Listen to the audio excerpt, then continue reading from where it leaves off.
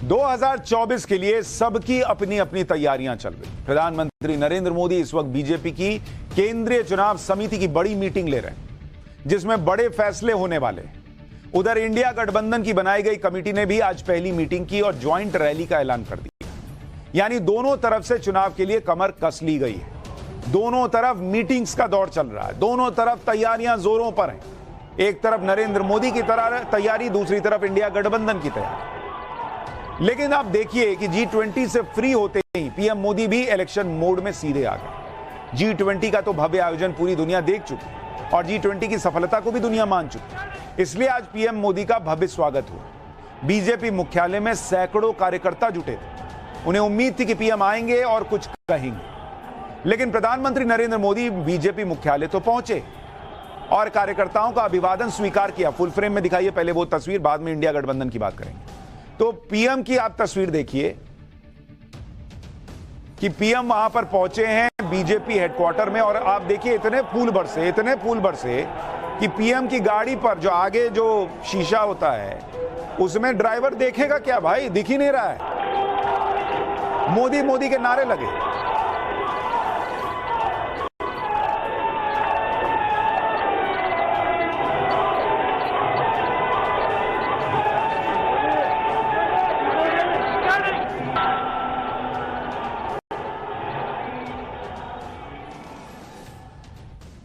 इतना ही नहीं, प्रधानमंत्री बीजेपी के सभी बड़े नेताओं से भी मिले, लेकिन इसके बाद वो सीधे उस मीटिंग के लिए अंदर चले गए, जिस मीटिंग में चुनाव को लेकर बड़े फैसले लिए जाने। प्रधानमंत्री नरेंद्र मोदी के पास पूरा मौका था कि वो G20 के सफल आयोजन का क्रेडिट लेते और इंडिया गठबंधन को भी जवाब देते, लेकिन प्रधानमंत्री ने ऐसा नहीं किया और वो सीधे मीटिंग के लिए चले गए। आप देखिए, अमित शाह थे, राजनाथ सिंह थे, सबने फूल देकर उनका स्वागत किया।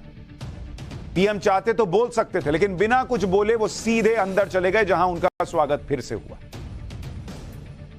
जिस मीटिंग में मध्य प्रदेश और राजस्थान को लेकर चुनावी फैसले होंगे, पीएम इस वक्त वहां बैठे हुए हैं। प्रधानमंत्री नरेंद्र मोदी की कल मध्य प्रदेश और छत्तीसगढ़ में उनका कार्यक्रम भी है, जहां से वो कई मुद्दों पर जवाब भी दे सकते हैं।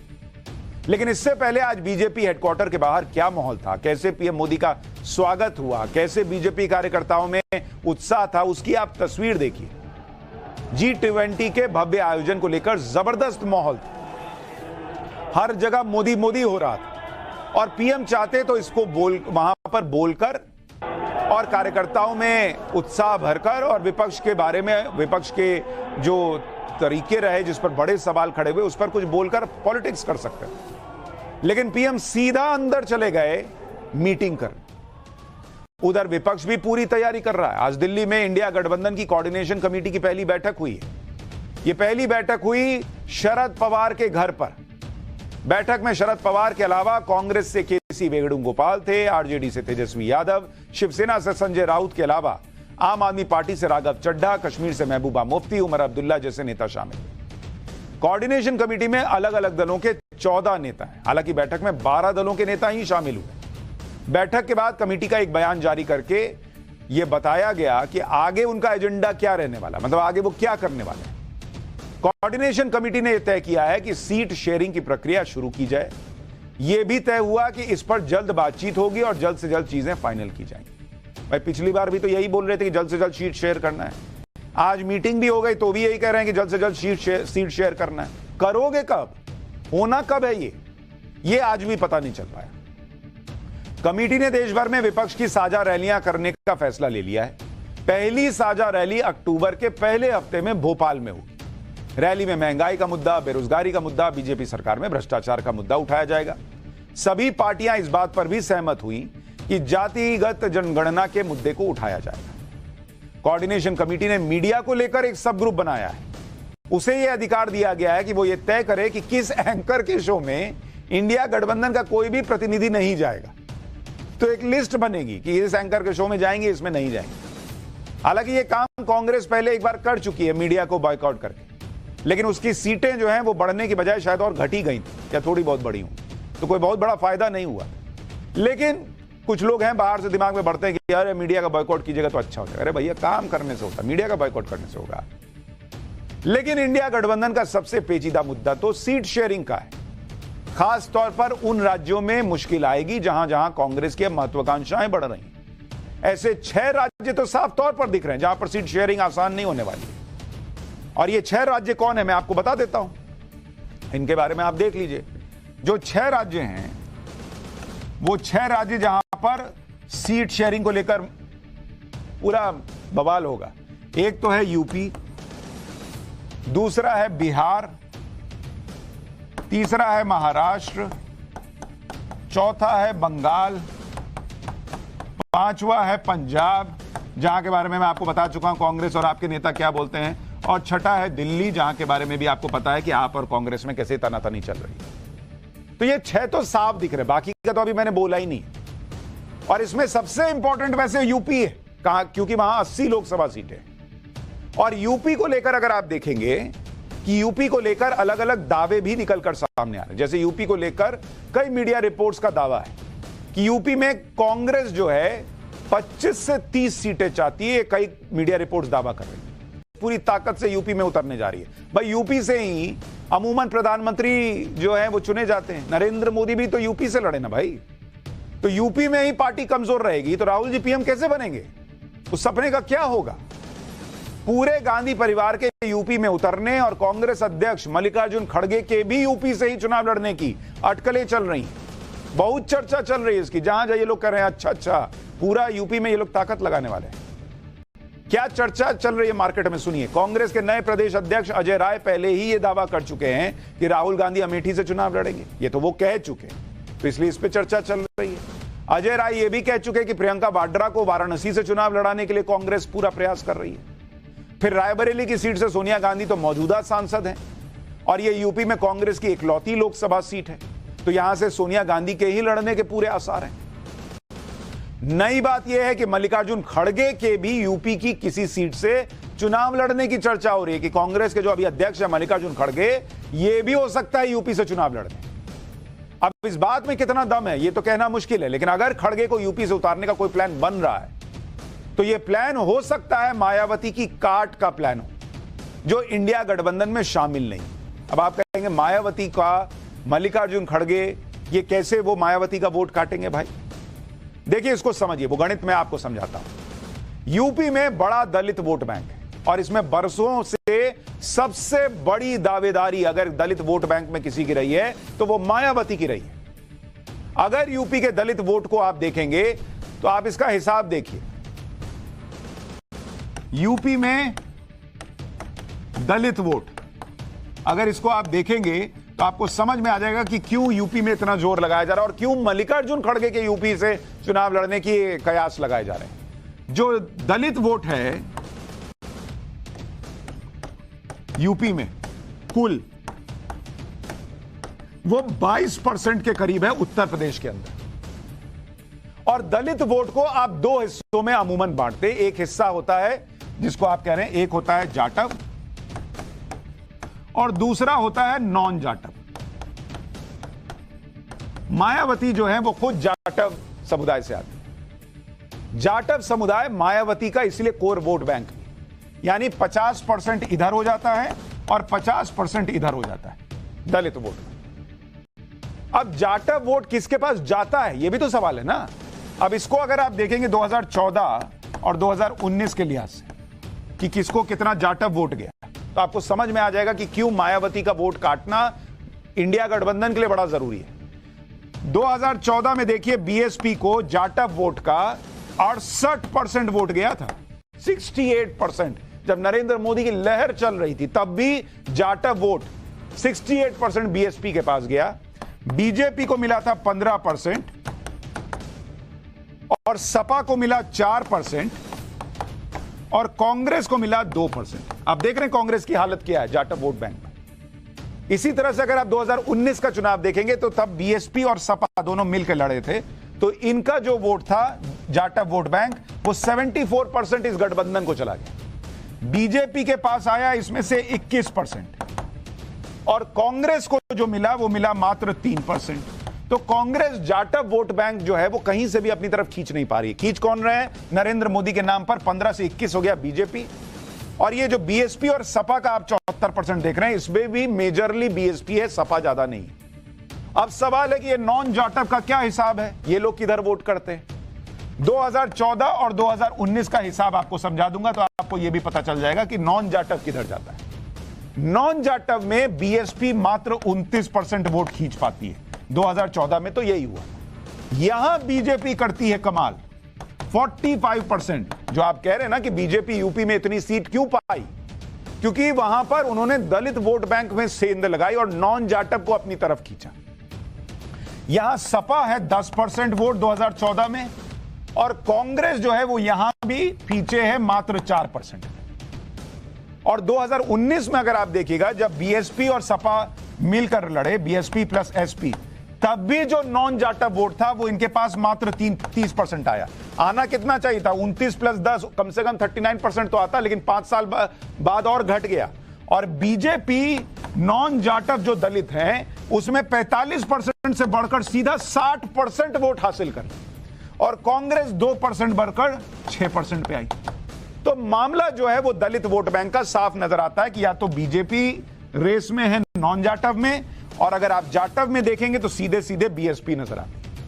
और इसीलिए अगर इंडिया गठबंधन को, नरेंद्र मोदी को यूपी जीतने से रोकना है तो उनके लिए जरूरी है कि बीएसपी का वोट काटो। और ये कैसे कटेगा? कोई दलित चेहरा आएगा तभी तो कटेगा। तो उसके लिए कहा जा रहा हो सकता है मल्लिकार्जुन खड़गे को लाया जाए। मैं आपको ये तो वोट परसेंट बताया। अब आप सीट के हिसाब से देखिए कि दलित वोट का क्या हिसाब बैठता है। अगर आप यूपी का देखेंगे, उत्तर प्रदेश का, यूपी में जो रिजर्व सीट है पिछड़े समाज के लिए, वो 17 सीट होती है उत्तर प्रदेश के अंदर। ये लोकसभा का बता रहा हूं, ये है लोकसभा। लोकसभा में 17 सीट होती है। 2014 में ये जो रिजर्व सीट है, और 2019 में क्या हुआ, आपको खेल देखिएगा तो समझ में आएगा। 2014 में बीजेपी ने जो रिजर्व सीट है, जो पिछड़ा समाज है, उसमें ऐसी सेंध लगाई कि बीजेपी 17 की 17 रिजर्व सीट जीती। मायावती की party BSP 0 seat, Samajwadi party 0 seat, और कांग्रेस वाले भैया लोग भी 0 सीट। सारा जो रिजर्व सीट है वो बीजेपी के पास चला गया। 2019 में अगर किसी ने थोड़ी रिकवरी की, बीजेपी की 17 में से 15 हुई और बीएसपी को 2 सीट आई। सपा और कांग्रेस 0 पर ही रह गए।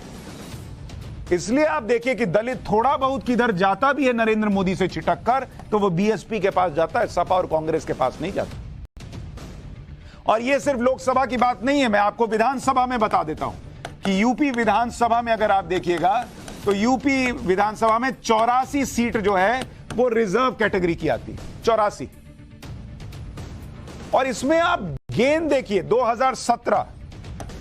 2017 बीजेपी को कितनी सीटें आती हैं इस 84 में से? 84 में से 74 रिजर्व सीट बीजेपी के पास जा रही है। बीएसपी को जो है 2 सीट आती है, समाजवादी पार्टी को 7 सीट आती है, और अन्य को जाती है, अदर्स को 1 सीट। ये बीजेपी प्लस आपको बता रहा हूं, बीजेपी गठबंधन को रिजर्व सीट विधानसभा में 84 में से 74। और 2022 में भी 5 साल राज करने के बाद भी 2022 में ये बहुत घटी, तो कितनी घटी? 63 हुई। और बढ़ी किसके लिए? अखिलेश यादव के लिए 7 से बढ़कर 20 हुई, और मायावती के लिए घटकर 0। यानी वहां पर भी बीजेपी को बड़ा नुकसान होता नहीं दिख रहा। जहां इंडिया गठबंधन अपनी रणनीति बनाने में जुटा है, वहीं उनके नेताओं की ख्वाहिशें भी रह रहकर बाहर आ रही, क्योंकि लोग भी पूछ रहे हैं कि इंडिया गठबंधन का नेता होगा कौन। इसी तरह एक सवाल ममता बनर्जी से भी पूछ लिया, और यह सवाल भी किसी अरे गहरे व्यक्ति ने नहीं पूछा, श्रीलंका के राष्ट्रपति ने पूछ लिया। यानी श्रीलंका तक चर्चा है कि इंडिया गठबंधन का चेहरा कौन होगा। श्रीलंका के राष्ट्रपति ने यह सवाल ममता बनर्जी से तब पूछा जब ममता बनर्जी 12 दिन के विदेश दौरे पर उनसे मुलाकात कर रही थी। ममता बनर्जी ने क्या जवाब दिया, सुनिए एक बार। Can I ask you one question? Yes. Are you going to lead the opposition alliance? Oh my God. You're all wondering, huh? It depends on people, you know. No, is she going to lead the opposition alliance? Sir, opposition may be position also. Can I ask you one question? Yes. Are you going to lead the opposition alliance? Oh my God. You're all wondering, huh? It depends on people, you know. Is she going to lead the opposition alliance? Sir, opposition may be position also. Mamata Banerjee ने तो एक तरह से बता दिया कि जनता का समर्थन मिलेगा तो वो पीएम पद की दावेदारी से पीछे नहीं रहेंगे। इसी तरह से नीतीश कुमार को लेकर भी दावेदारी का माहौल फिर से बनाया जा रहा है। कल उनके कार्यकर्ता नारे लगा रहे थे कि देश का नेता कैसा हो, नीतीश कुमार जैसा हो। आज पटना में जेडीयू ऑफिस के पास नीतीश कुमार के पोस्टर भी लग गए, जिसमें अखिलेश यादव और नीतीश कुमार की तस्वीर भी है। इसमें लिखा है कि अगर नीतीश कुमार यूपी की फूलपुर लोकसभा सीट से चुनाव लड़ेंगे तो उनका हार्दिक स्वागत है। पोस्टर लगाने वाला समाजवादी पार्टी का नेता है। अब सवाल यह कि नीतीश कुमार जो अभी बिहार के मुख्यमंत्री हैं, उनको अगर सांसद पद का चुनाव लड़ना भी है तो बिहार से लड़ेंगे, यूपी से क्यों लड़ेंगे भाई? यूपी से चुनाव लड़ने का पोस्टर लगाने का मतलब क्या है, यह भी आपको बताता हूं। नीतीश कुमार पीएम पद के दावेदारी जो उनकी मानी जा रही है कि भाई वो भी चाहते हैं, तो उस उम्मीदवारी को और पक्का कर रहे हैं, क्योंकि 2014 में पीएम मोदी भी यूपी आकर ही चुनाव लड़े थे। ऐसे में दलीलें ये दी जा रही हैं कि पीएम मोदी अपने गृह राज्य के बाहर माहौल बना सकते हैं, तो विपक्ष के बड़े नेता के तौर पर नीतीश कुमार को भी इससे परहेज नहीं करना चाहिए, उनको भी यूपी से जाके चुनाव लड़ लेना चाहिए। यानी मोटा मोटी ऐसा लगता है कि नीतीश कुमार को लेकर जेडीयू दो चीजों पर काम कर रही है। पहला, नीतीश कुमार को प्रधानमंत्री पद का चेहरा बनाने की मांग कर रही है। दूसरा, नीतीश कुमार को फूलपुर से चुनाव लड़ाने का माहौल बन रहा है। और ये दोनों चीजें आपस में इंटरकनेक्टेड हैं। दरअसल नीतीश को पीएम बनाने का प्लान कैसे फूलपुर से ही निकलेगा, यह समझने के लिए फूलपुर का इतिहास और वहां का जातिगत समीकरण आपको समझना होगा। फूलपुर लोकसभा से देश के दो प्रधानमंत्री चुनाव लड़कर जीत चुके हैं। एक थे जवाहरलाल नेहरू जी जो 1952 और 1962 में जीते। दूसरे थे वीपी सिंह जी जो 1971 में फूलपुर से जीते और प्रधानमंत्री बने। देश के ज्यादातर प्रधानमंत्री यूपी से चुनाव लड़कर संसद पहुंचे हैं, इसलिए अगर नीतीश कुमार यूपी के फूलपुर से लोकसभा चुनाव जीतकर जाते हैं तो प्रधानमंत्री पद के लिए उनकी उम्मीदवारी ज्यादा मजबूत हो जाएगी।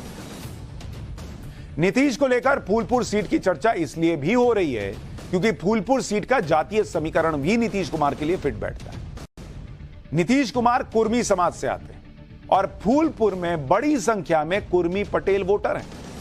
अगर आप फूलपुर का जातीय समीकरण देखेंगे कि फूलपुर में ही नीतीश कुमार अगर लड़ेंगे, अभी तो बहुत दूर की बात है, लेकिन अगर वो फूलपुर से ही लड़ेंगे तो वहां से क्यों लड़ना चाहेंगे या क्यों ऐसी परिस्थिति उनके लिए बेहतर होगी, वो समझिए।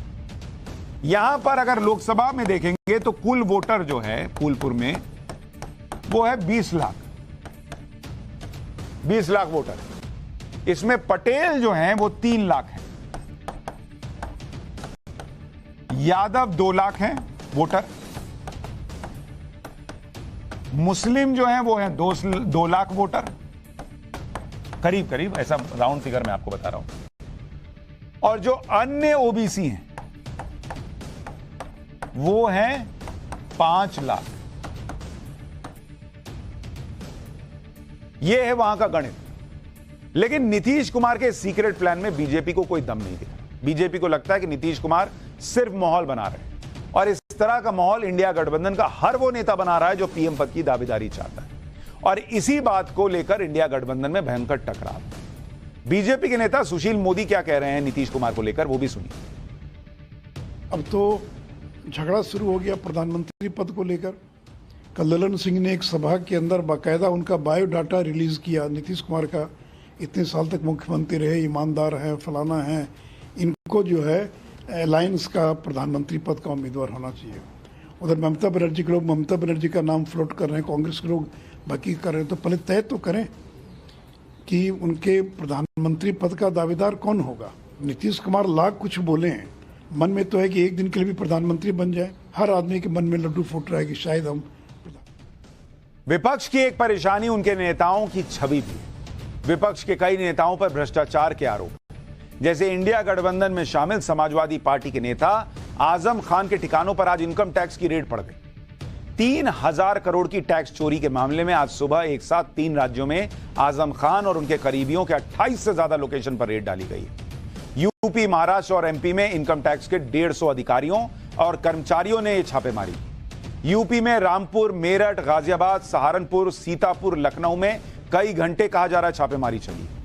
रेड के दौरान आजम खान की जौहर यूनिवर्सिटी और दूसरे ठिकानों से कई इलेक्ट्रॉनिक एविडेंस जब्त किए जाने की भी बातें बाहर आ रही। रामपुर में आजम खान का घर है, जहां सुबह से इनकम टैक्स की टीम ने छापेमारी की। ऐसी खबर है कि आजम खान के घर से कुछ गोल्ड मिला है, जिसकी कीमत पता करने के लिए गोल्ड वैल्यूएशन करने वाली टीम को भी बुलाया गया था।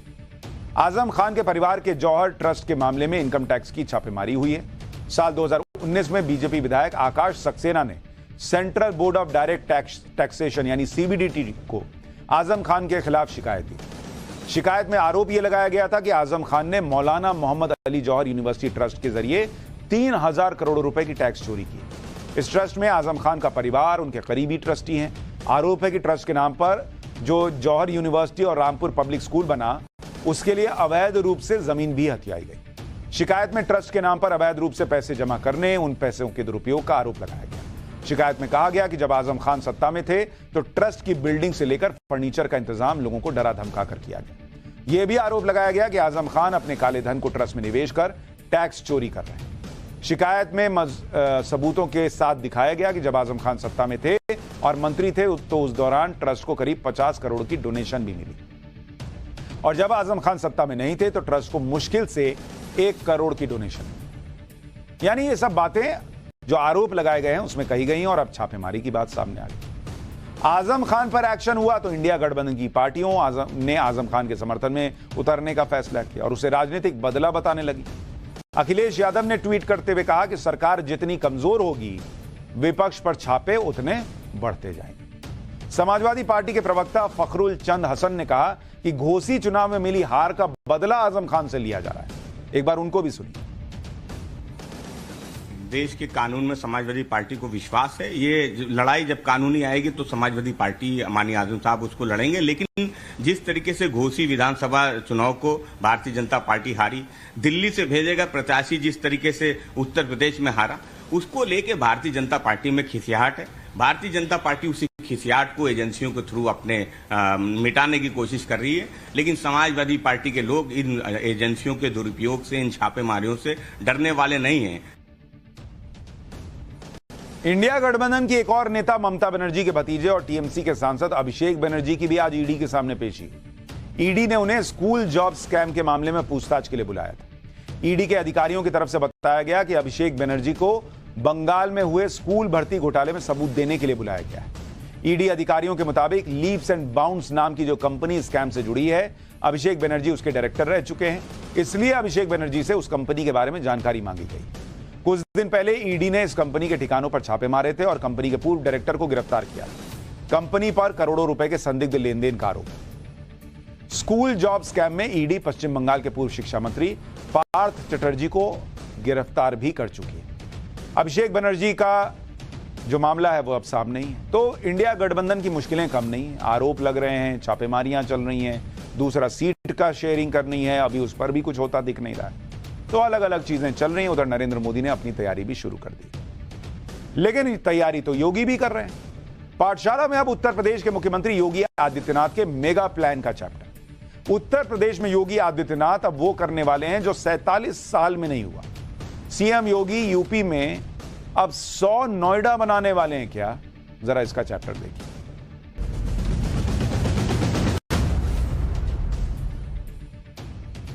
उत्तर प्रदेश के मुख्यमंत्री योगी आदित्यनाथ या तो अपने बयानों की वजह से चर्चा में आते हैं या फिर काम की वजह से उनकी चर्चा होती है। अब सीएम योगी ने वो काम करने का फैसला किया है जो आखिरी बार 47 साल पहले हुआ था। उसके बाद उत्तर प्रदेश के किसी मुख्यमंत्री ने सोचा तक नहीं उसके बारे में।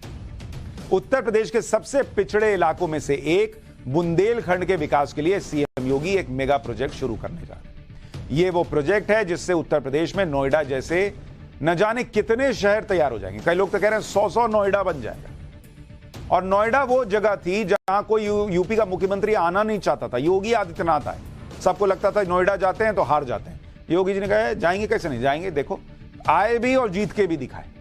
और अब तो 100 नोएडा जैसे इलाके बनाने की बात हो रही है। योगी आदित्यनाथ की सरकार ने फैसला किया है कि बुंदेलखंड के विकास के लिए झांसी में एक टाउनशिप तैयार की जाएगी, यानी नोएडा जैसा शहर बसाया जाएगा। अब नोएडा जैसा ही क्यों, ये बताने से पहले ये शहर कैसा होगा, ये टाउनशिप कैसी होगी, इसको सुनिए। योगी सरकार ने Bundelkhand industrial development authority BIDA के गठन को मंजूरी दे दी है। नोएडा की तरह बुंदेलखंड के झांसी में टाउनशिप बनाई जाएगी। 1976 में नोएडा के गठन के बाद पहली बार कोई इंडस्ट्रियल डेवलपमेंट अथॉरिटी बनाई गई। पहले फेज में झांसी के 33 गांवों में 35,000 एकड़ जमीन का अधिग्रहण होगा। पहले फेज के लिए 6,312 करोड़ रुपए खर्च होंगे। इसके लिए पिछले बजट में 5,000 करोड़ रुपए आवंटित भी किए गए थे। 5,000 करोड़ रुपए का अतिरिक्त प्रावधान भी लोन के तौर पर किया गया है। झांसी में नेशनल हाईवे 27 के पास इंडस्ट्रियल टाउनशिप को बनाया जाएगा। बुंदेलखंड एक्सप्रेसवे और दूसरे एक्सप्रेसवे से टाउनशिप की कनेक्टिविटी भी होगी। झांसी में बन रहे एयरपोर्ट से भी टाउनशिप को सीधा कनेक्टिविटी मिलेगी।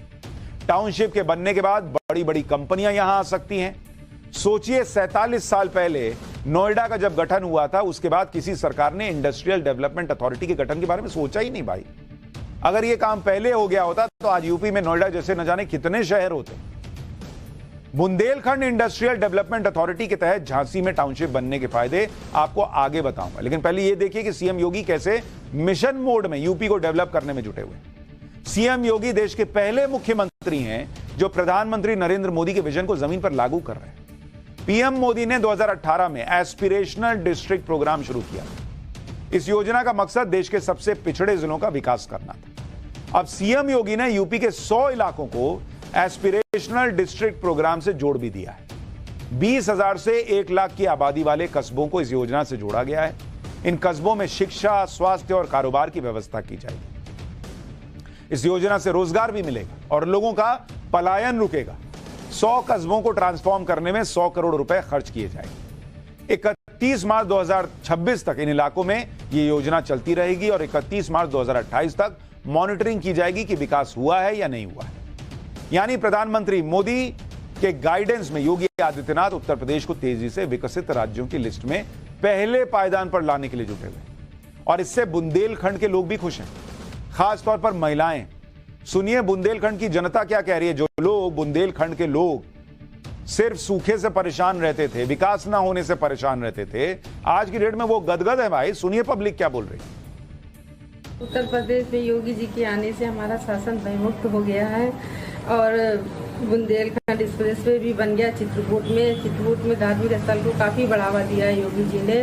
रामघाट में भी सुंदरीकरण हो गया है और परिक्रमा मार्ग में भी जो गंदगी रहती थी आज साफ सफाई है। पर्यटक आ रहे जा रहे हैं, उनको कोई दिक्कत परेशानी नहीं होती है। महिलाओं को भी नहीं होती है परेशानी, भयमुक्त होकर ट्रेन में आ रही हैं, जा रही हैं, कोई दिक्कत नहीं होती। गुंडा राज सारा खत्म हो गया है उत्तर प्रदेश से योगी जी के आने से। यूपी के 100 पिछड़े इलाकों को सीएम योगी नोएडा जैसा विकसित शहर बनाने की कोशिश कर रहे हैं। अगर किसी इलाके में नोएडा जैसा शहर बन जाए तो उसका क्या असर होता है आपको यह भी बताता हूं। अगर आप देख भाई इतना नोएडा बन, आपको हर कोई तो नोएडा के बारे में जानता नहीं, वो कहेगा नोएडा बन ही गया तो क्या है। नोएडा का क्या मतलब है उत्तर प्रदेश के लिए, आप इसको समझिए। यूपी की जो कुल जीडीपी है, मतलब यूपी की जो कुल अर्थव्यवस्था है, उस जीडीपी का 10% वो कहां से आता है, इसी नोएडा से आता है। कुल जीडीपी का 10% नोएडा से आता है। नोएडा की जीडीपी कितनी है आपको पता है? नोएडा की जीडीपी जो है वो 1,66,000 करोड़ रुपए की, 1,66,000 करोड़ रुपए सीआर। दूसरे नंबर पर लखनऊ आता है, सेकंड पर लखनऊ, और लखनऊ की जीडीपी कितनी है? 76,000 करोड़, 75,000 करोड़, 75,000 सीआर। आप डिफरेंस देखिए, कहां 1,66,000 करोड़ पर नोएडा है और जो दूसरे पायदान पर है वो 75,000 है। मतलब जो दूसरे और पहले के बीच में डबल से ज्यादा का अंतर। नोएडा में प्रति व्यक्ति आय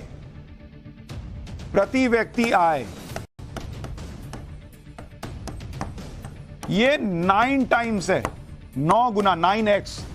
ये नोएडा का बता रहा हूं। यूपी में अगर एक आदमी 10 रुपया कमाता है तो नोएडा में वही आदमी 90 रुपया कमाता है। और 1990 में ये सिर्फ 3 गुना ज्यादा थी, जो अब बढ़कर 9 गुना हो गई। 2022-23 में नोएडा का रेवेन्यू 6,456 करोड़ रुपए था, जबकि टारगेट 4,880 करोड़ का था, यानी टारगेट से 30% ज्यादा रेवेन्यू। ग्लोबल इन्वेस्टर समिट 2023 का कुल निवेश का 27% अकेले नोएडा को मिला था, जो 7,85,000 करोड़ रुपए। नोएडा में छोटी बड़ी मिलाकर कुल 22,000 कंपनियां हैं। Adobe, Samsung, Barclays, IBM, HCL, Wipro, Accenture, Infosys, TCS, Microsoft, Oracle, बड़ी बड़ी कंपनियों का नाम लीजिए, सब यहीं हैं। आप चैनल्स, न्यूज चैनल्स का नाम ले लीजिए, सारे न्यूज चैनल लगभग नोएडा से चलते हैं। लंबी इमारतों के मामले में मुंबई के बाद दूसरे नंबर पर नोएडा है। तो जब नोएडा जैसे शहर पूरे यूपी में बन जाएंगे तो आप अंदाजा लगा सकते हैं कि वहां रहने वालों का कितना फायदा होगा। उत्तर प्रदेश के 100 पिछड़े इलाकों का विकास किया जा रहा है। बुंदेलखंड के विकास के लिए अलग से टाउनशिप की योजना है। इन सब से जो फायदा होगा उससे उत्तर प्रदेश कहां से कहां पहुंच जाएगा, अब आपको वो भी बताता हूं। झांसी में बीडा टाउनशिप से पूरे बुंदेलखंड में बड़े पैमाने पर रोजगार जनरेट होगा। महोबा, जालौन, हमीरपुर, बांदा, ललितपुर, चित्रकूट जैसे जिलों से पलायन रुकेगा। भाई आदमी बाहर किस लिए जाता है, घर छोड़ के किस लिए जाता है कि यार हमारे यहां ठीक से नौकरी नहीं मिल रही, काम नहीं है, पैसा नहीं है। जब वहीं काम मिल जाएगा, पैसा मिल जाएगा, तो वो नहीं जाएगा बाहर। इन जिलों के पड़ोस में नोएडा जैसा शहर होगा तो उसका असर इन पर भी होगा। जैसे नोएडा के पड़ोस के जिलों में भी तेजी से विकास हुआ, झांसी के आसपास के इलाकों में भी इंफ्रास्ट्रक्चर डेवलप होगा। नए highway project, office space, hotel, college, अस्पताल का निर्माण शुरू हो जाएगा। बिजनेस कम्युनिटी को भी इन्वेस्ट करने के लिए एक नई लोकेशन मिलेगी। झांसी और आसपास के जिलों में मेट्रो सिटी जैसी सुविधाएं मिलने लगेंगी। यानी बुंदेलखंड का होलिस्टिक डेवलपमेंट, यानी संपूर्ण विकास होगा, जिसमें कोई भी जिला पीछे नहीं रहेगा, सभी जिलों में अवसर पैदा हो। तो आप अंदाजा लगाइए कि 47 साल से बॉस को यह सोच ही नहीं रहा है। फिर कोई योगी आदित्यनाथ आते हैं, उनको लगता है कितना नोएडा में होगा। भाई नोएडा तो हो गया, जीवन भर नोएडा होगा, तो एक काम करो 100 नोएडा बना दो। क्या ही होगा भगवान जाने। पाठशाला में अब उन जाबाज सैनिकों का चैप्टर जो आज अनंतनाग में देश की सुरक्षा करते हुए शहीद हो गए।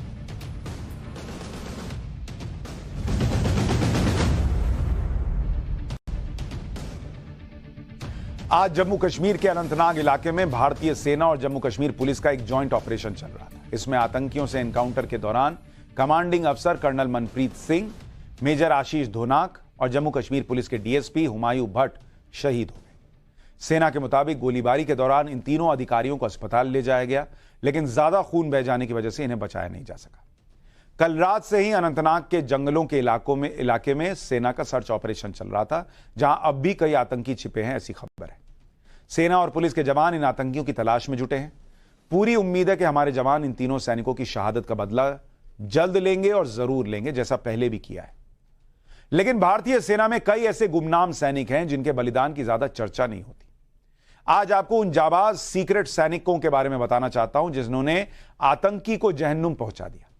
ये भारत के वो स्पेशल सैनिक हैं जो आतंकियों को काट खाते हैं। जम्मू कश्मीर के राजौरी में 12 सितंबर को एक जॉइंट सर्च ऑपरेशन के दौरान एक आतंकवादी से भारतीय जवानों का आमना सामना हो गया। राजौरी के घने जंगल में आतंकवादी ने खुद को घिरा देखा तो सेना पे फायरिंग शुरू कर दी और फिर जंगल में गायब हो गया। इस दौरान यह आतंकवादी छुप छुप कर सेना और पुलिस के जवानों पर फायरिंग करता रहा, जिससे कई जवान घायल हो गए। यह हमारे जवानों के लिए ऐसी सिचुएशन थी कि आतंकवादी को खत्म भी करना था और उसके हमले से खुद को बचाना भी था। तब सेना ने अपने सबसे जाबाज सैनिक असॉल्ट डॉग, जिसको आप देख रहे हैं, ये कुत्ता, इसका नाम है केंट, इसको आगे किया। ये वो सैनिक है जिसकी चर्चा ज्यादा नहीं होती, और केंट ने वो जगह ढूंढ निकाली जिसके आसपास ये आतंकी छिपा हुआ था।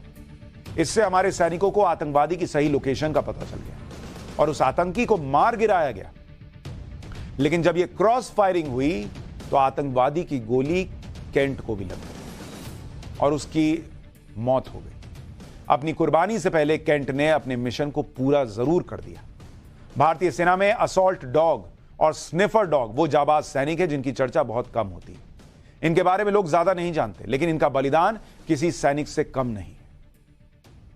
केंट के इस बलिदान के बाद भारतीय सेना के जवानों ने अपने इस बहादुर और वफादार साथी को अंतिम विदाई दी। केंट की अंतिम यात्रा से पहले उसे तिरंगे में लपेटा गया और भारत माता के जयकारों के साथ उसे अंतिम विदाई दी गई। देश की सुरक्षा के लिए जान देने वाली असॉल्ट डॉग केंट की अंतिम विदाई ठीक उसी तरह से की गई जैसे एक जाबाज सैनिक शहादत पर पूरे सम्मान के साथ विदा होता है। असॉल्ट डॉग केंट भारतीय सेना में 21 आर्मी डॉग यूनिट के साथ जुड़ा हुआ था। यह लेब्राडोर प्रजाति की 6 साल की फीमेल असॉल्ट डॉग थी। असॉल्ट डॉग वो होते हैं जो किसी संदिग्ध चीज और आदमी को अपनी सूंघने की शक्ति से ढूंढते हैं और मौका पड़ने पर उन पर हमला कर देते हैं। जम्मू कश्मीर के राजौरी में ऑपरेशन के दौरान केंट ने अपने हैंडलर की रक्षा करते हुए जान दे दी। घने जंगल में छुपे आतंकी को ढूंढने के लिए केंट को छोड़ा गया और कुछ देर में उसने इलाके में आतंकी की सही लोकेशन बता दी, लेकिन इस दौरान आतंकी ने केंट पर फायर की जिससे उसकी मौत हो गई, लेकिन बदले में सैनिकों ने भी उस आतंकी को मार गिराया। केंट अकेला नहीं है या अकेला नहीं था या नहीं थी। भारतीय सेना में असॉल्ट डॉग और स्निफर डॉग को एक सैनिक की तरह सम्मान दिया जाता है। उनकी ट्रेनिंग भी सैनिकों की तरह बहुत सख्त होती है और वो भी अपनी जान पर खेलकर मिशन को अंजाम देते हैं। इसमें कई बार जान चली भी जाती है, लेकिन इनके इस बलिदान को हमारी सुरक्षा एजेंसीज पूरा सम्मान देते हुए उन्हें अंतिम विदाई देती है। पिछले साल अक्टूबर में जूम नाम के असॉल्ट डॉग की एक मिशन को पूरा करने के बाद शहादत हो गई। जूम को भी सेना के जवानों ने पूरे सम्मान के साथ अंतिम विदाई दी। जूम 29 आर्मी डॉग यूनिट में था और उसे आखिरी सैल्यूट देने उसके साथी भी पहुंचे थे। आप देखिए, जैसे कोई सैनिक शहीद होता है तो हम जो दूसरा सैनिक है वो शहादत पर सलामी देते हैं, वैसे ही जब जूम की मौत हुई, शहादत हुई, तो दूसरे जो उसके स्क्वाड के डॉगीज थे वो पहुंचे थे सलामी देने।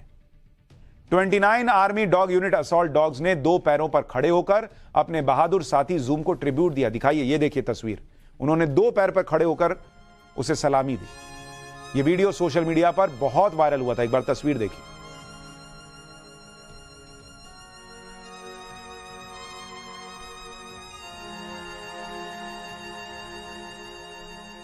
पिछले साल अक्टूबर में एक सर्च ऑपरेशन के दौरान इंडियन आर्मी को अनंतनाग के इलाके में एक घर में 2 आतंकवादियों के छुपे होने की सूचना मिली थी। इसके बाद जूम ने उस घर में घुसकर आतंकवादियों पर हमला किया।